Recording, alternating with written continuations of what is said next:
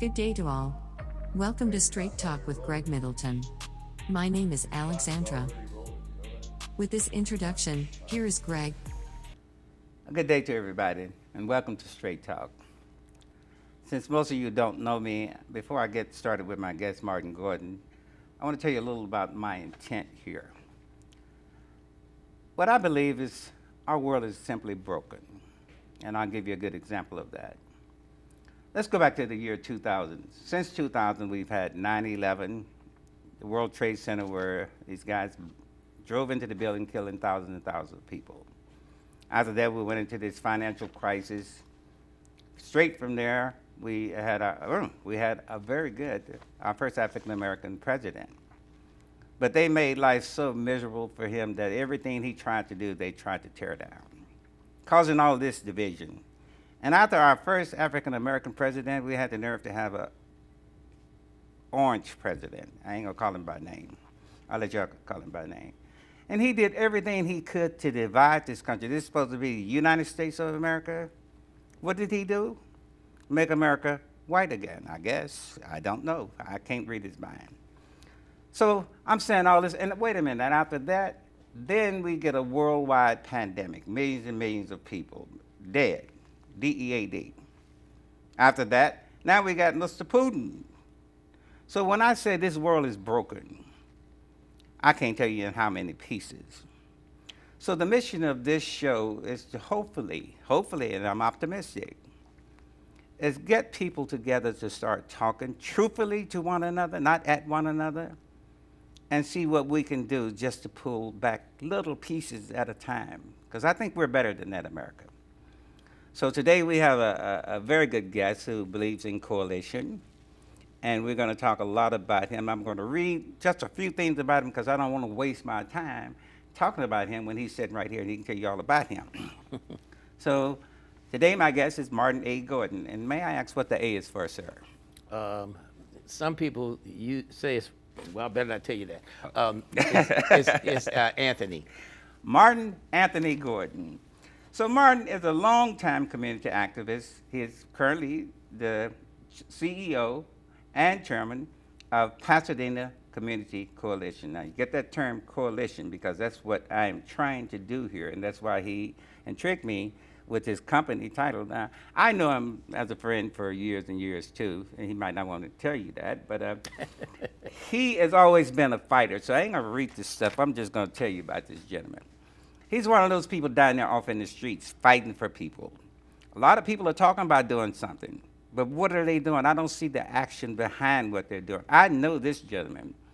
He is a voice for those who do not have a voice. He makes means that you don't want to make, so he can bring those issues to us and to the community so we can do something about it. And that's a tragic thing to have knowledge and do nothing about it. And we're going to talk about some straight talk on this show about stuff like that. So let me tell you, he's affiliated with many different things like the ACLU, NAACP, LAC was the League of United Latin American Citizens, League of Women Voters, Community Police Advisory. Oh, okay, we're going to talk about that too. And he got a long list of things, but the one thing that intrigued me most of all is his main areas of concerns, and I want to cover all 7 of those. We won't get a chance to talk about them today, but here they are. Police practices, let me get my glasses because I need to read this exactly. Number 1, police practices and police accountability. Economic equity for our community. 3, employment and hiring. 4, educational equity for our youth and adults. 5, affordable, accessible health care. 6, affordable housing. 7, the pipeline to prison system, which is labeled as the new Jim Crow law. Now, I don't need no more papers, and I don't need my glasses. So I asked Mr. Gordon, what would he like to talk of first, and would you like to tell our audience what you have on mind? Well, that was a good introduction. Thank you, sir. Not for myself, but for what this country looks like today. Right. And what I wanted to talk to, he is my neighbor, and what I wanted to talk about today is something that is on everybody's mind, and that's our police chief. Ooh. And the movement of our deputy chief, to chief of police, and then the idea that we will take back that interim chief of police, set her back as a deputy chief, take a commander who was reporting to her, and put that commander over top of her, and have her report to him after 4 months of being the chief. May I interrupt just a minute? Sure. Who decided that? Well, Who makes that kind of decision? well, let's be. It's a straight talk, right? It's straight talk, It's straight straight up. talk, right? So here's what you would hear people say. It would say it is upon the city manager to make these types of decisions, and so it is a city manager who hires the chief of police and other department heads, and so we have an interim city manager, Cynthia Kurtz. So a temporary person hiring a temporary person, am I hearing that right? Oh yeah, yes, of course. Okay, I just want to make sure. Yeah, because we won't go to all the people Right. that left. Right. But with that said, it would be said probably by the city that it is the city manager's job to do that. I wrote an article a while back about this kind of dynamic. Okay.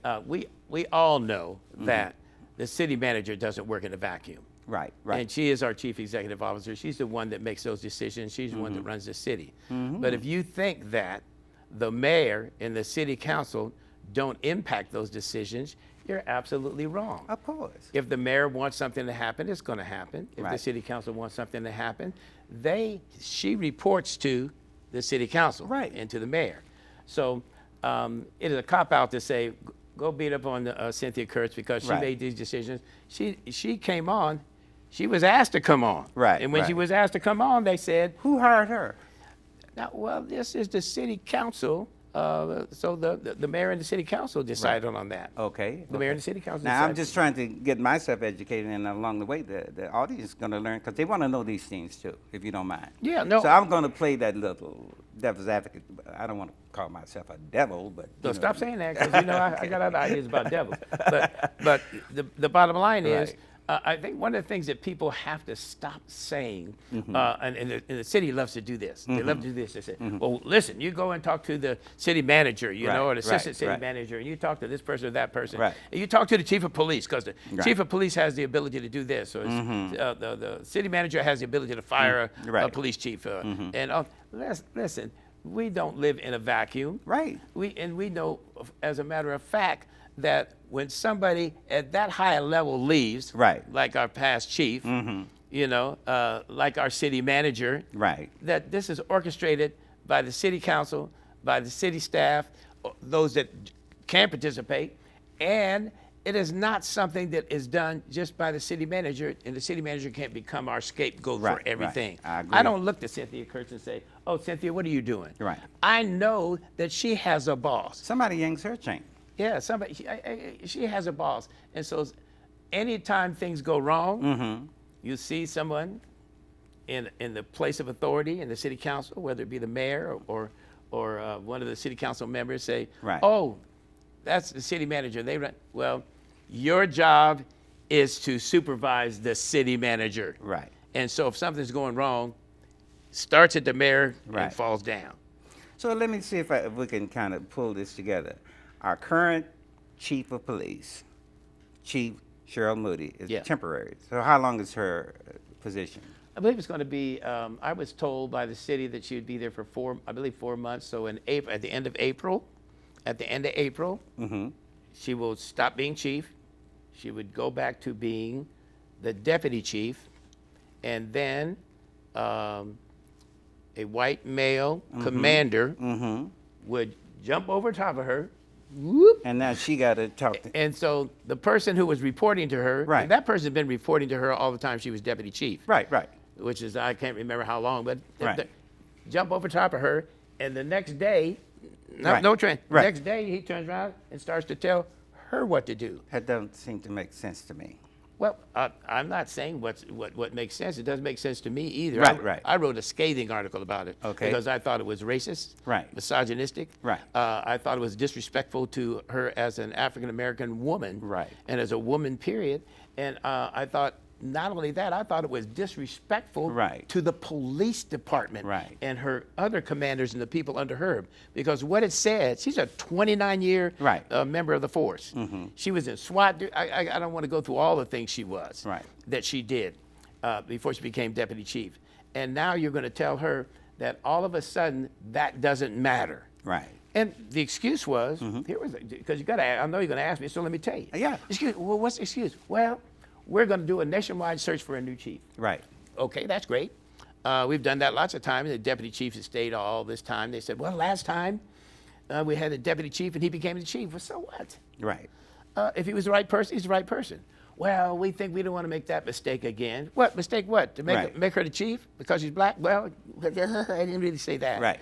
You know, we want to say Well, wait a maybe minute. no. I got. Let me ahead. finish my thought, sir. There you go. Is that what we want to do is make sure that people don't apply for the job Right. because she's the deputy chief and we won't get the best people. And I said, that's crazy. Right. Because if that person doesn't want to apply because she's the chief, the interim chief, they don't belong in Pasadena. Right. Because Pasadena, we're hard on our chiefs. And in fact, let me tell you something, Chief Moody, when something goes down here, we're going to be on you. Oh, yeah. And if you're not the right chief, we'll tell you to get out. Right. Right. Right. But that remains to be seen. So I'm sorry, I stopped No, you. no. What I was Answer the thinking question. though, because you pulled up something interesting to me, and currently we are dealing with the first black nominee for the Supreme Court. Oh, my so goodness. now, this ain't no surprise to us.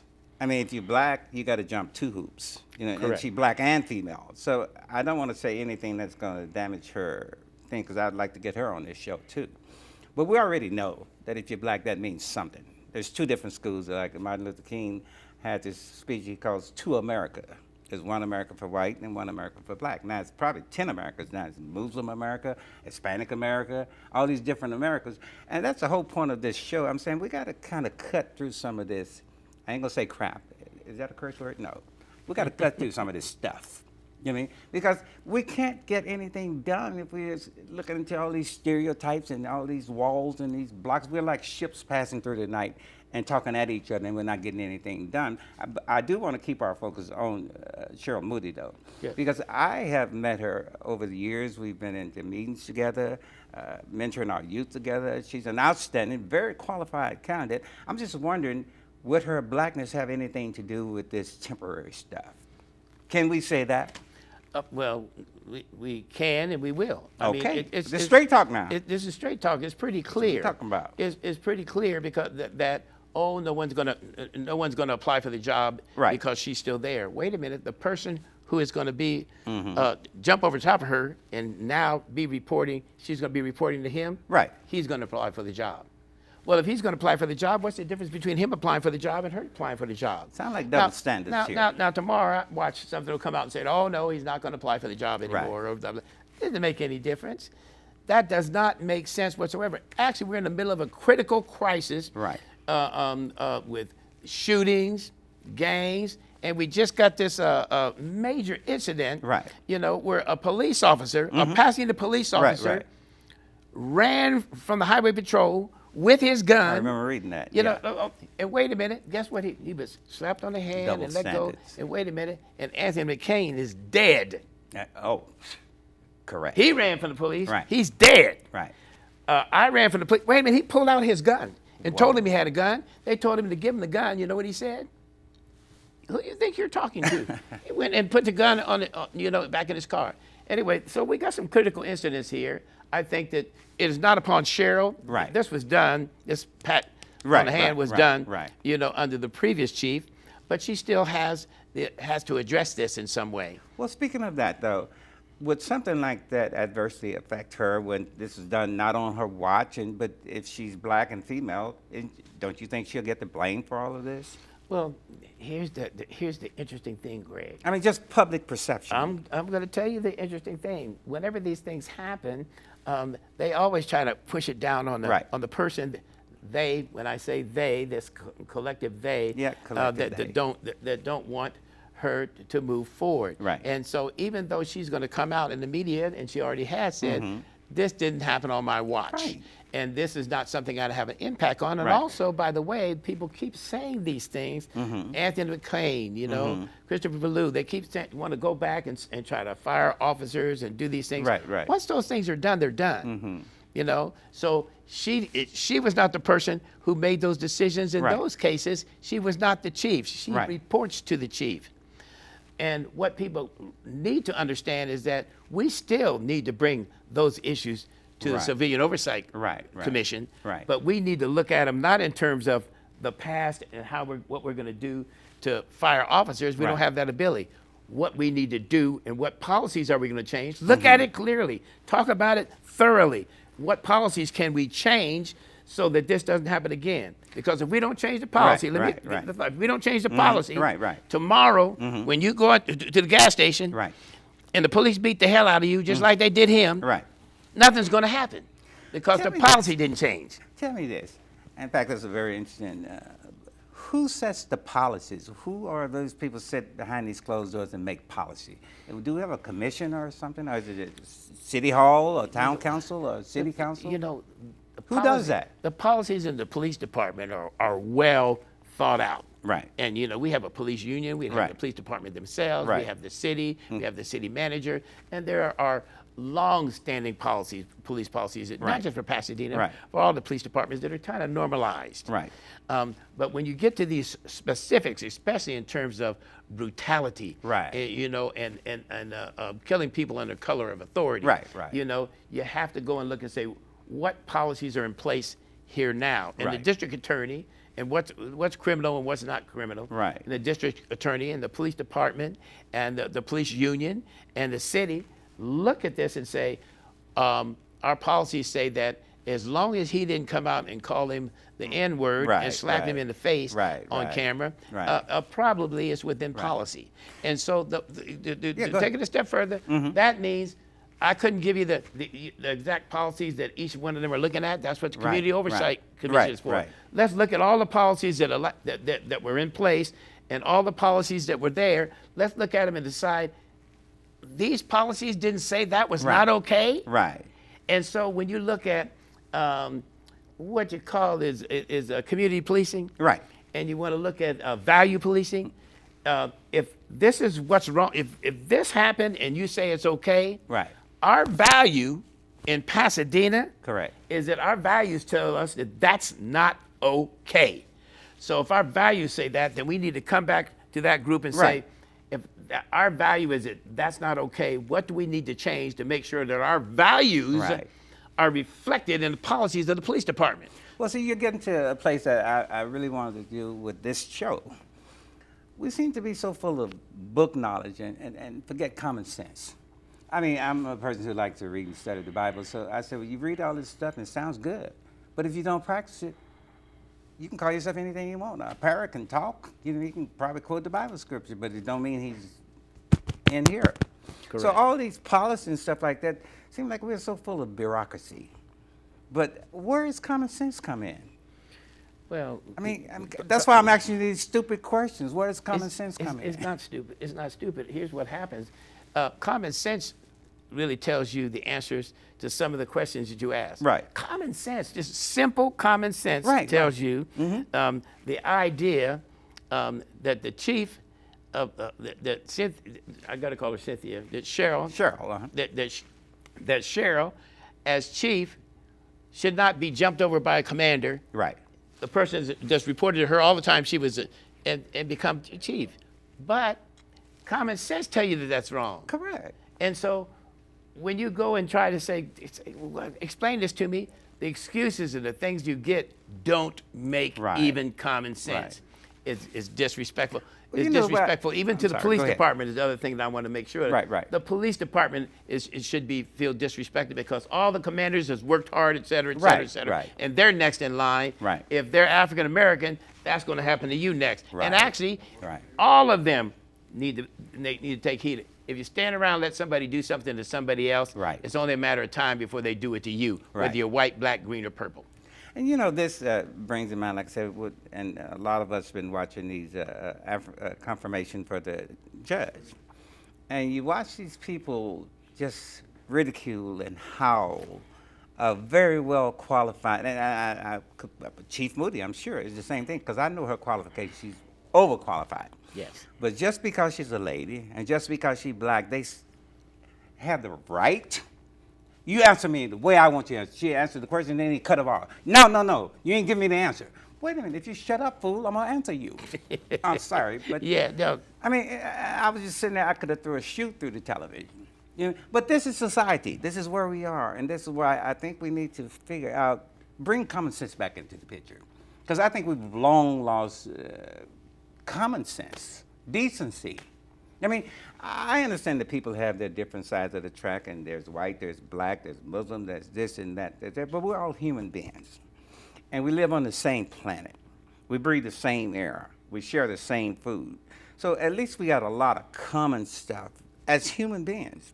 So don't you think common sense and humanity should come into the picture somewhere? If we want to fix something, and I'm just grappling with this as I'm talking to you. Yes. If we are going to come up with some fixes, don't you think it'd be better to come up with something in common and work from that angle? What's your views on that? You know what? A good example. Because you're an advocate. Yeah, no, but a good example of that, if you want to think about that, I'll tell you what you do right quick. Okay. Take the scenario that the white guy was the deputy chief. Right. And they decided that the white guy, as deputy chief, Right. could only be deputy chief for 4 months. Right.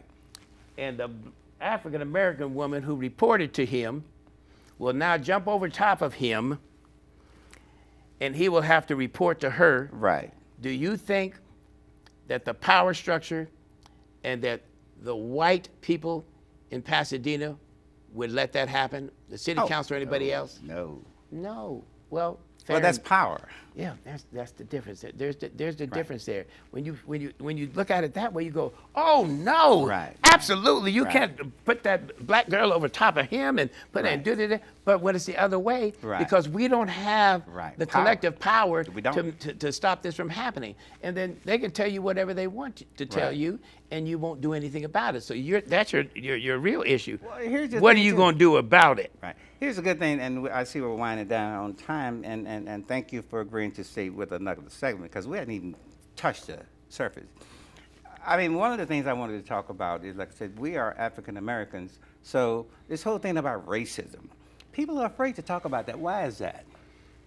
Why are people afraid to deal with matter? Because see, if we're afraid to talk about race, then things stay the same. We knew we were slaves, and we knew we were brought over here not by our choice, and we knew we were slaves, and we knew about segregation, we knew about our, well, so why aren't people willing to talk about that? Does the truth hurt that bad? It does. It does. Can we cure it And if we don't talk about it? Well, it does, and it I'm hurts. sorry I got off a It- subject, but it hurts. It you know hurts. what I mean? It hurts bad. It hurts bad Right. for African Americans and other people of color, but it hurts also for Caucasians and the white race. Right. It hurts too. Well, I'm How not would you blaming like the to- ones who are alive today, but you got to acknowledge that this is truth But you in asked front of your face. you asked Go the ahead. question. The I'm question sorry, is, but the question is hard to face. right. And even, Truth is hard to yeah, face. Truth is hard to face, and all of my friends, and I have black, white, of all course. rainbow color friends, and all of them say the same thing. This is a difficult subject to deal with. Right. How can I look in you in the face? I don't care if it's been 300 years. Right. How can I look you in the face and something and say, oh my goodness, Right. The structural, institutional, Right. racism. Racism. Racism, besides the overt racism, Right. How am I going to deal with that? Because once you bring that to the table, I want to say, well, let's move on. Right. But if we never face it, we can never move on. Right. And it's tough. It's And tough. I notice we're kind of dancing all over the place, but I think all of these are good setup because this is our first show. And these are the kind of things I really want to talk about. You know what I mean? I don't have the answers, but I think until we start talking to one another like this openly, and I don't need to just talk to another black man about racism because it's like what, taking sand to the beach. I like to talk to white people about how you feel about this. Explain to me how you feel about racism. You know what I mean? So I'd like to actually get some of the white clergy on here. If you claim to be a follower of God or Christ and you have a bigotry heart, then I would question something myself. I look in the mirror every day and I look at me and I know I'm pretty bad. You mean, so, but I admit that. I mean, but it seems like people, this systemic racism, people don't even know that they're racist. You know, I mean, you say, well, they that, and so wait a minute, who is they? I thought this was us, U.S. You know what I mean? But now it's they that. So I don't think people realize that they are being racist by just things like they did that, and you're not like them. You know what I mean? You're smarter than them. What? But wait a minute, wait a minute. These are my people. I'm smarter than them. So it's us and them, huh? So these are the conversations I think America needs to have. You know what I mean? And I'm so happy that you're willing to come on this show. And we're going to really, I want to get a whole segment with you about racism. And I know we got a lot of things to talk about. Yes. And we skipped over Chief Moody. You were telling me that there was some time of urgency. Is there something we can do about this interim thing before our time run out? Well, Is time already gone on that? the time is not gone on that. And I'll tell you something interesting. You know, they always talk about outside agitators and Right, whatnot right, when you right, do- right. Well, I've been contacted by a number of people out of state, Right, including right. Washington D.C., Right. Atlanta, and African Americans, including African Americans in a number of organizations, Right, including the NACP. Right. And they said, shouldn't we be coming to town? Shouldn't Right. we be doing this? And shouldn't we be doing that? We said, well, ordinarily, I'm not a big person for having outside people come Right. in and do our thing. But guess what?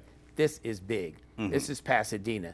And if you're going to treat, in this Right. day and age, you're going to treat Right. an African American this way, maybe I am going to go back to them and say, hey, come on, come on in and help us out. Because right now, our local NACP doesn't have the power to make that move, Right. it appears, at this point. And maybe we need to bring some other Right. national advocates Right. here to say, this is important enough, just like the Supreme Court Right. justice. To us, this is our Supreme Court justice Right, moment. right. Look at it. Look at it. It's our Supreme Court justice moment. And if we don't deal with it now, Right. this is only going to get worse for us. I see our time is running out. We only have a few seconds, and thank you for coming back with it. We're going to pick up and talk about another segment. Let's continue with this. Now, we had a plan to talk about certain things. I don't think we need to stick to a plan. You know, No, so we if can you go. want We to can let move. We truth can move come forward out, from right there. let's go right from it. Let's deal with this race thing. You mind doing that? I have no problem. Okay, so I know it very well. I'm black. hey, I think last time I checked, I was too. But we're going to, Mr. Gordon has agreed to come back for another segment, and we're going to just talk straight and join us in your living room. I suggest that everybody have these honest conversations, not this puffy stuff. Talk about the stuff as it is, because I know I'm black, and I don't know why people look at me different. That bothers me. But I want to understand why you look at me differently. So we're going to come back with another segment, and so just bear with in our next show, and we'll see you at Straight Talk again with Greg Middleton and guest and my good friend Martin Gordon. Thank you, Greg. All right.